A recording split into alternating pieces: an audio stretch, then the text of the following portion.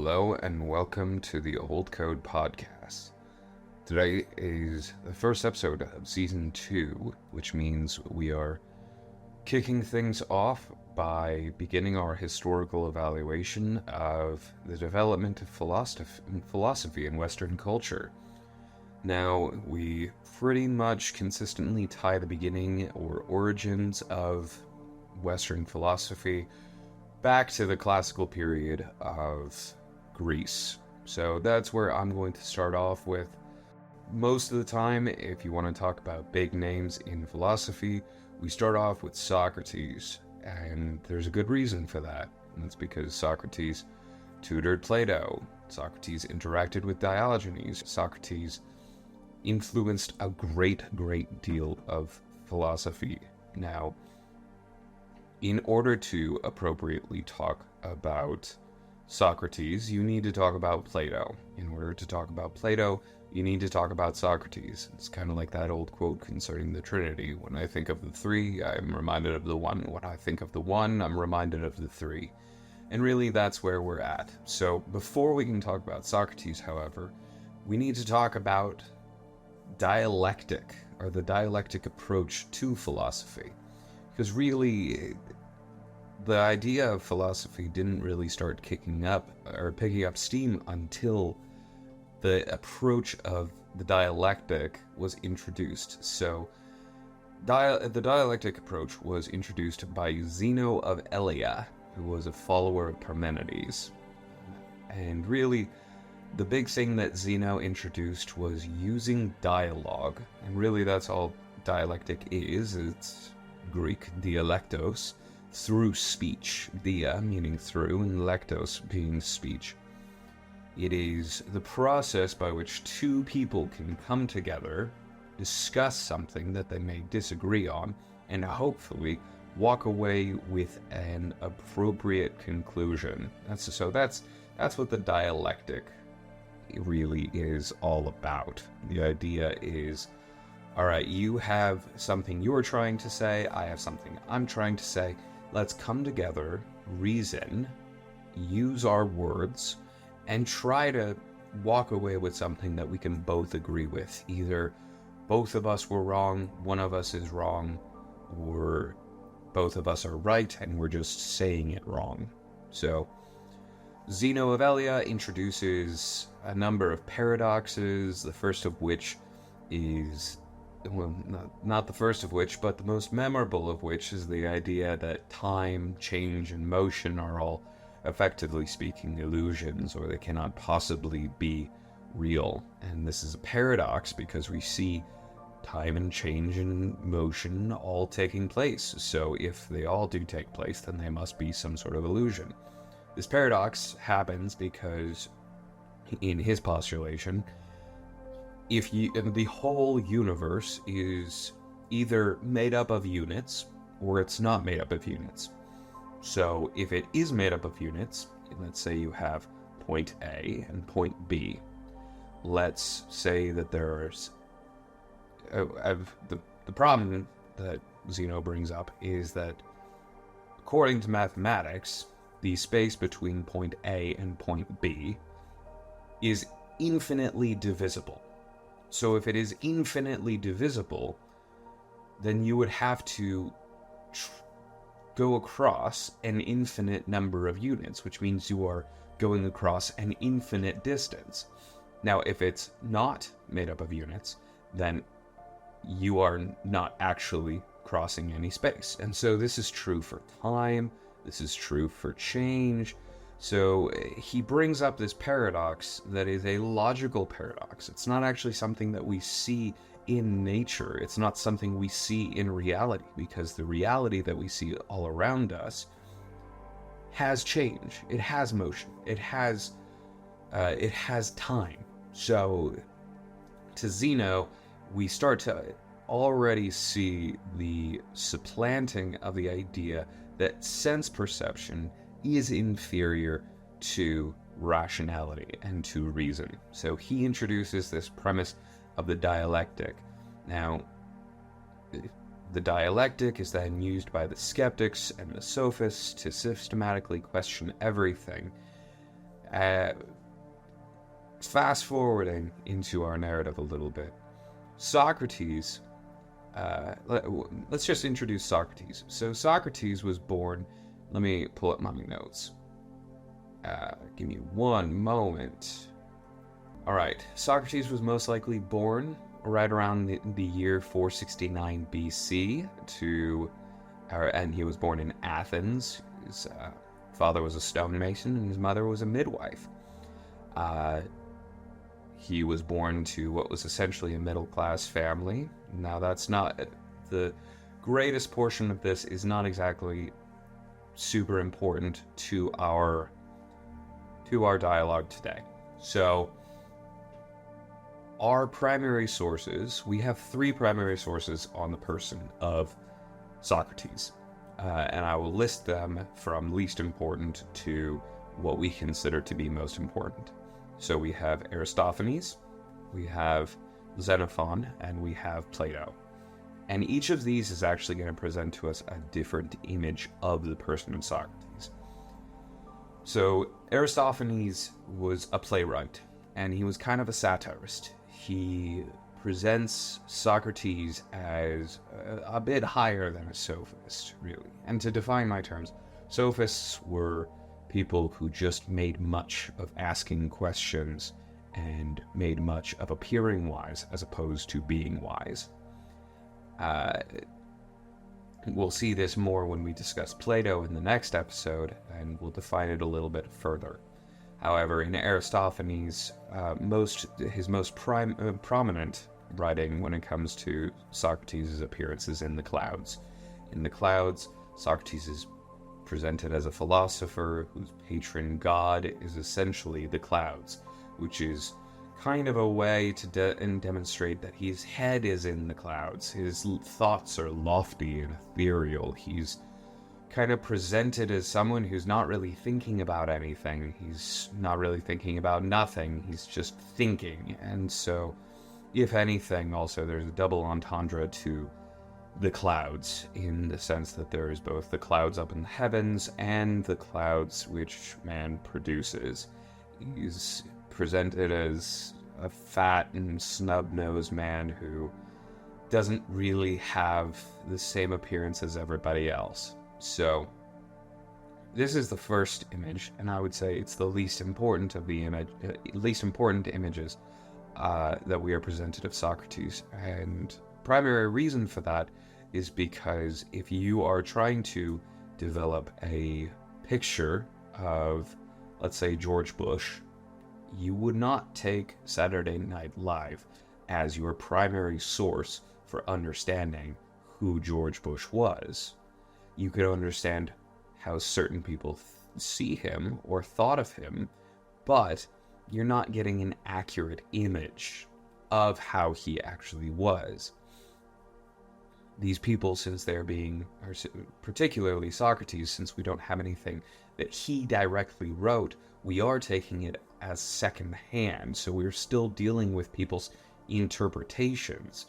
However, with a satirist, they have a particular agenda in mind, which is effectively the destruction of the character of the individual, or mockery. It's presenting a caricature of the individual as opposed to the person as they truly are. So we have Aristophanes. Now, Xenophon is a fascinating figure because he's kind of a laconophile. So getting into the history, and this starts getting into Socrates' history as well, we know that Socrates fought in the Peloponnesian War.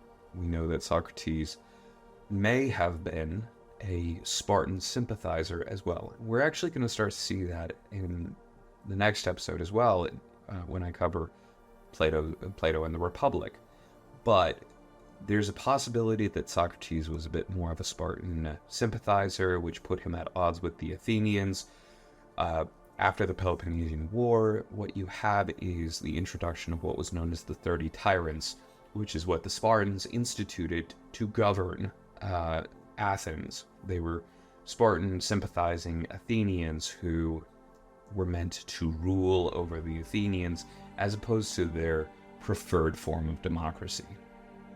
So Xenophon is writing from this perspective And we see in Xenophon's Symposium, Xenophon's Apology, we don't see quite as much of the philosopher as we do in Plato's Socrates, but we do see a man who is very capable. If you're looking at his emphases, Xenophon, when he's portraying Socrates, his primary concern is self-reliance, it is autonomy, it is being able to be strong, which are all very Spartan ideologies. The Spartans, as I mentioned in one of my previous episodes, their chief virtue was essentially self-sufficiency, because if you're going to be fighting in battle, you want to know that the guy next to you is just as capable as you are yourself, and you want to be as capable as the guy right next to you. So in order to be a cohesive unit, you want to be as capable as humanly possible. Now,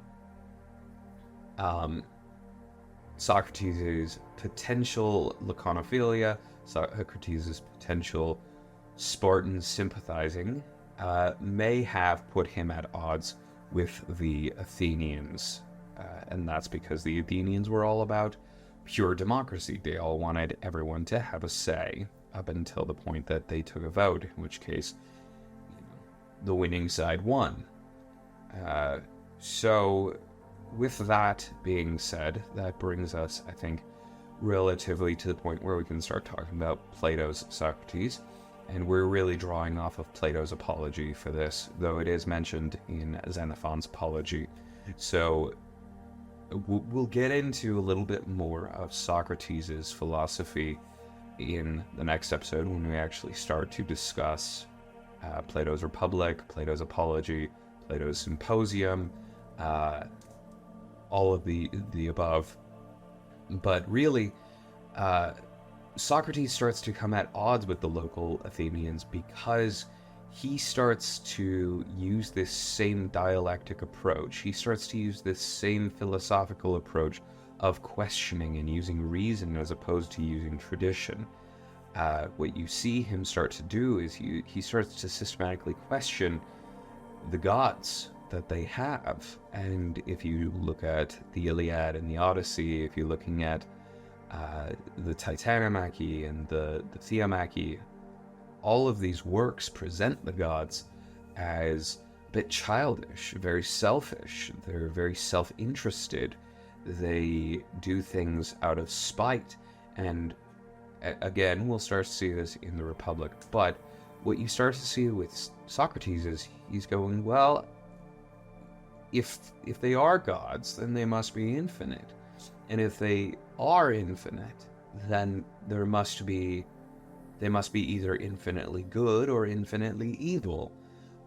They must naturally, if they're infinite, then they must be everywhere. If they are everywhere, then they must be everywhere throughout time. If they're everywhere throughout time, they must exist outside of time.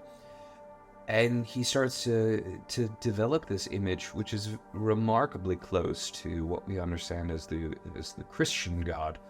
At least, he doesn't get so far as the Trinity, and there's a reason for that. But what you start to see is he's using reason and observing the world around him to come to this conclusion that, wow, these gods that we're worshipping wouldn't actually be gods. But if there is a god, he must look like this. He must be infinitely benevolent. He must be infinitely wise. He must be infinitely good, infinitely loving, infinitely just, and infinitely powerful.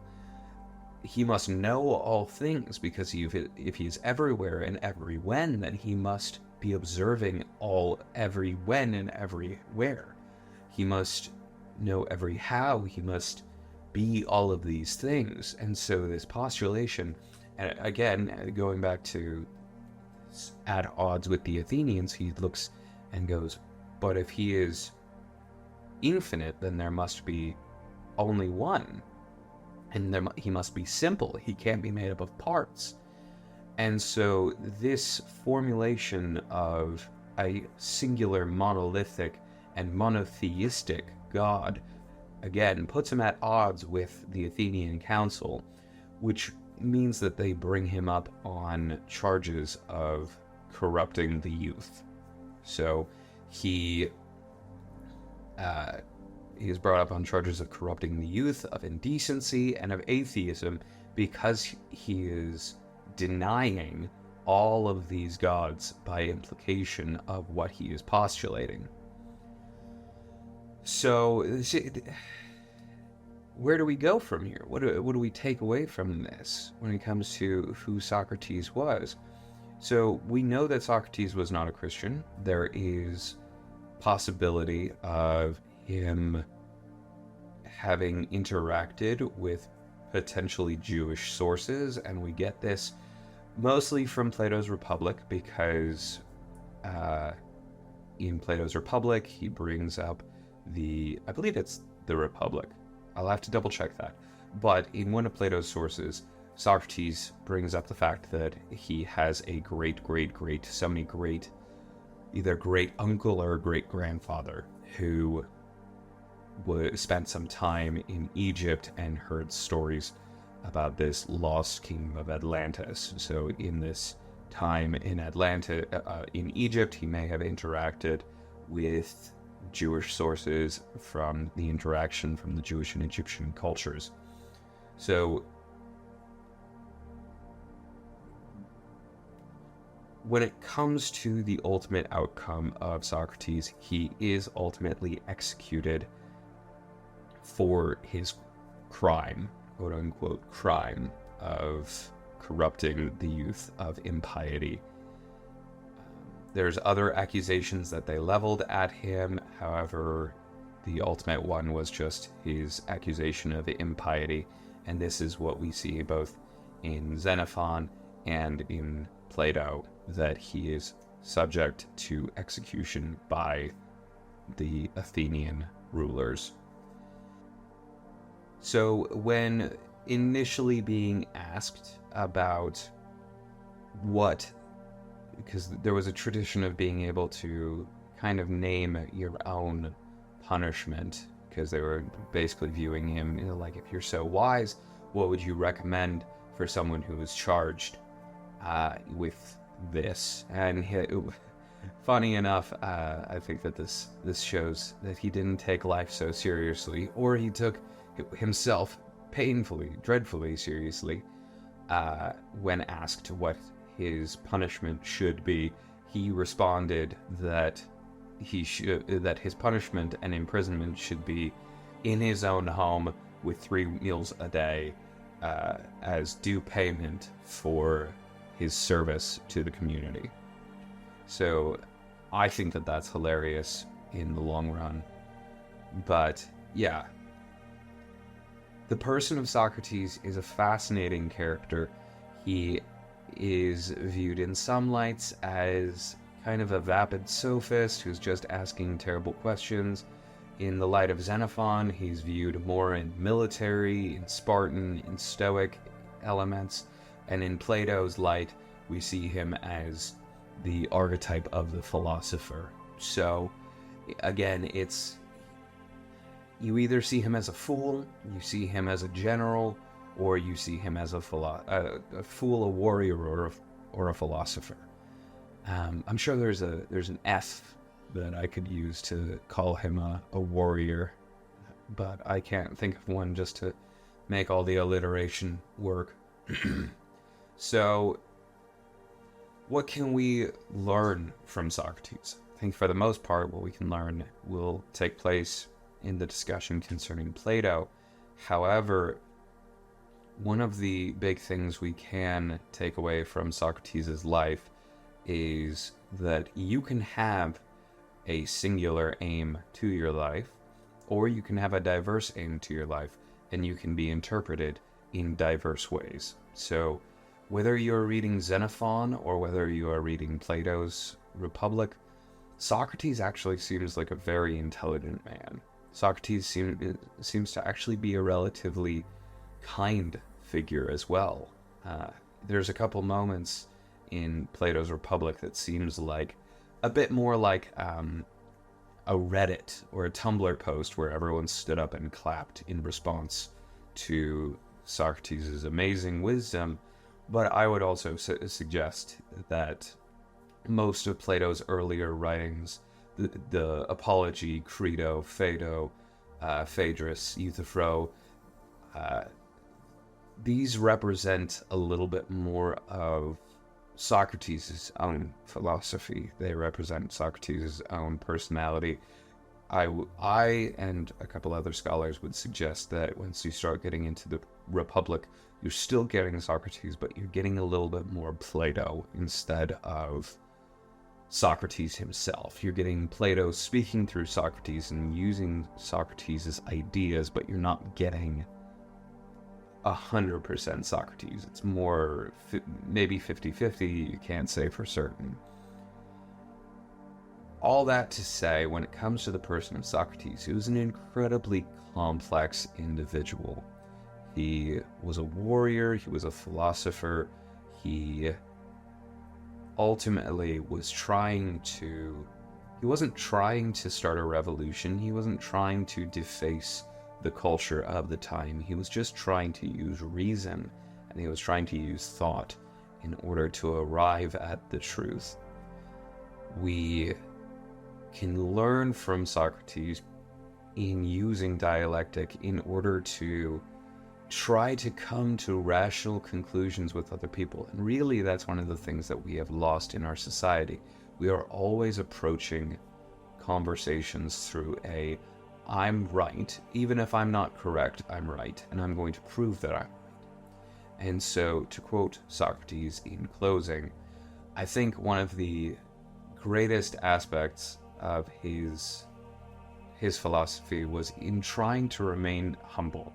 And that's where we get the idea of the only true knowledge is knowing that you know nothing, or the only true wisdom is knowing that you know nothing. So approach things from this perspective of, maybe I don't know, but I can use questions, I can use reason to probe the idea, I can use reason to unpack the idea, whether or not something holds up to reason. Now, as Christians, we use truths derived from Scripture, but we do also use reason to see whether or not ideas hold up. So I think that concludes our time in class today, learning about Socrates. I hope you learned something. I hope that you learned a little bit more than you did before. Key takeaways from this. Number one, Socrates was an incredibly complex fellow. We don't actually have anything that he wrote, but we have reflections on him and on his work. Another big thing to remember is that you can be charged with impiety when your only crime is trying to encourage true piety. So in the denial of the gods, he tried to affirm a singular God who was all-powerful and omnibenevolent. So don't be afraid when people don't quite understand the message that you're putting forward, because ultimately it's very easy to be misunderstood, especially when you're breaking new ground. So I think that's all I have for you today. I hope that you are well. I hope that this was encouraging and edifying and educating for you. Until next time, I am your host, the Professor. If you like this video, please share it with a friend or like and subscribe, all of that. But again, I will catch you next week. Bye for now.